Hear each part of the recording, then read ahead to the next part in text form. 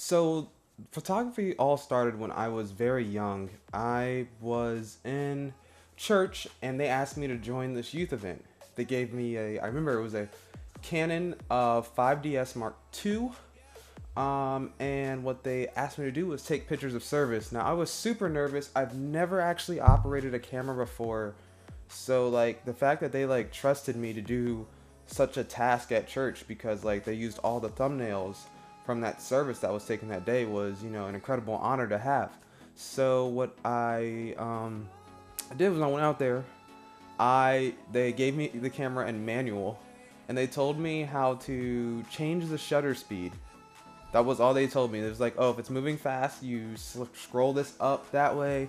Scrolling slow, go that way. So I was like, okay, and I went out there, and I'm gonna be honest, the pictures weren't all that great. Now they did have the settings set for me, but they could have been better. But at least they gave me a chance to really go out there and use top of the line gear to get my foot in the door. So I fell in love with that after that service, and I went on to ask my parents to give me a camera for Christmas. They gave me a video camera the following year. It's not really exactly what I wanted, but from there I picked up the videography side of things. So I really started to focus more on videos and content. I was in the school news, the media team. I was a junior in high school at this time now, and what I did was I shot videos every week to inform the school on different events. So a couple things that we shot were that were like of high importance to me were the prom when where they crashed and um, like accident, don't drunk driving and none of that stuff during prom. That video touched a lot of people's hearts in an emotional way.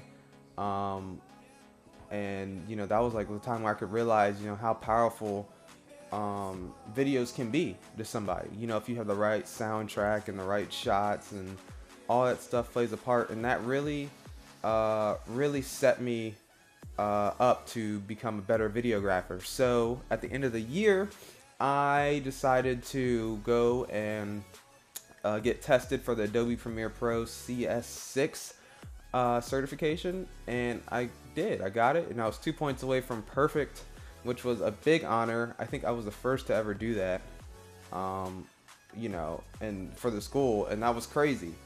So, praise God for that. And then next, I went and I participated in a video competition for FBLA, and for there, I won first in the region for the VSU region. So that means any region like Virginia State, Midlothian High School, uh, Clover Hill, basically all of Chesterfield County was part of the VSU region. And that was a huge honor just to place in the region. So I went on to states and I won first in state as well for my video. So then I moved to nationals in Atlanta, Georgia. Unfortunately, I didn't place there in nationals, but I was very close. I heard. I think I was like 6 out of, I think, 30. So that was a big honor to even be there. And then after that kind of dropped off, I went into the photography side of things. Now I really wanted to learn more about photography. What is aperture? What does all that things mean? So I took a whole bunch of classes, and I eventually got certified in that. Became a Canon associate, and then I also took a whole lot of classes in Photoshop and got certified in Photoshop. And I found out a lot of things about photography. So now it was time to apply those things that I learned in photography to the real life um, world. So what I did was I went and asked a couple people if they could do free photo shoots, and they were pretty bad. We had shadows. It was outside in the sun. We had a lot of hair things. I didn't really know how to do that, but I did know the picture of was a great quality, but I didn't know about composing and all that other stuff. So I looked to none other than Jared Polin for advice, and I really was looking at a lot of his videos. to help me on what's going on. So after I did all of that, went and um, I went and applied some of these things, bought the different things, and then I got significantly better in that category. I went and shot at a couple different places, and then all of a sudden I was able to start charging for different things. So once I got more confident in my work, I was able to start charging people based on the value of my work. So after that, I went to college, and I am now doing photo shoots just about every weekend.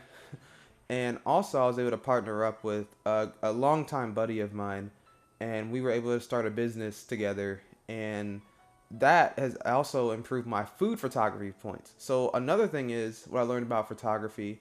There's so many different forms of it.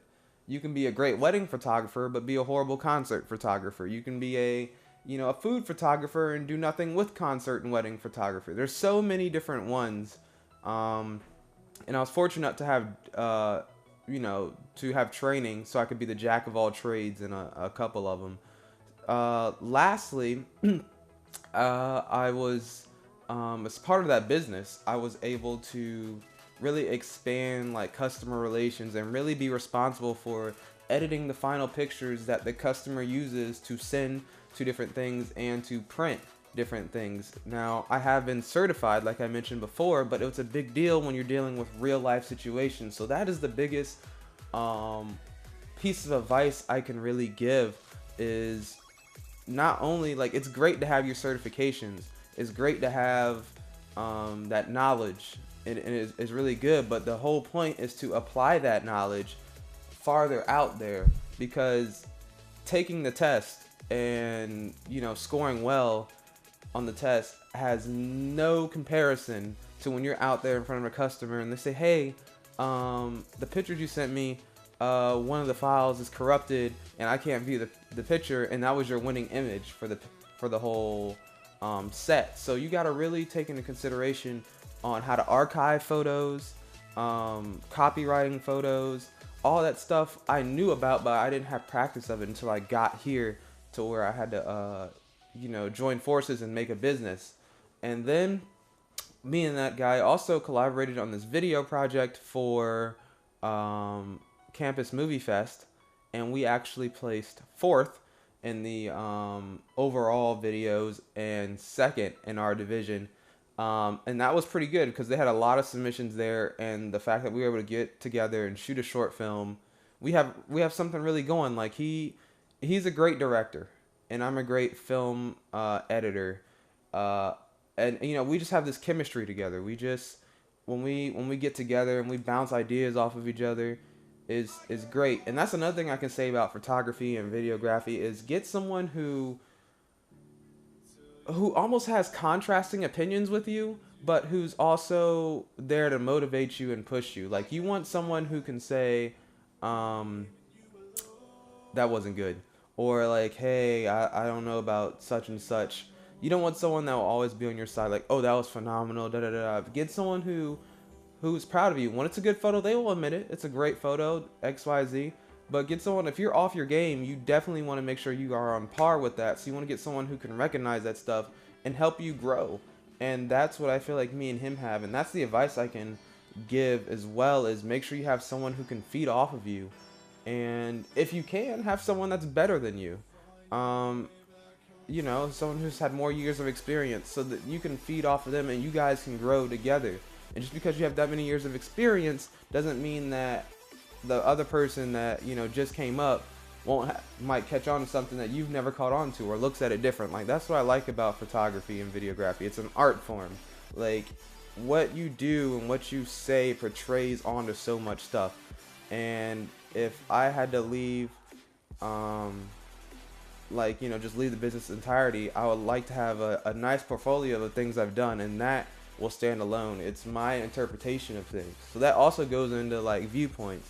Like photography is an art form. So how I took the photo might not be how you would take the photo, but that's why you can give constructive criticism, but it's all an art. and that's what I love about it. And that's how I got my start, and that's all the way up until that's where I am today.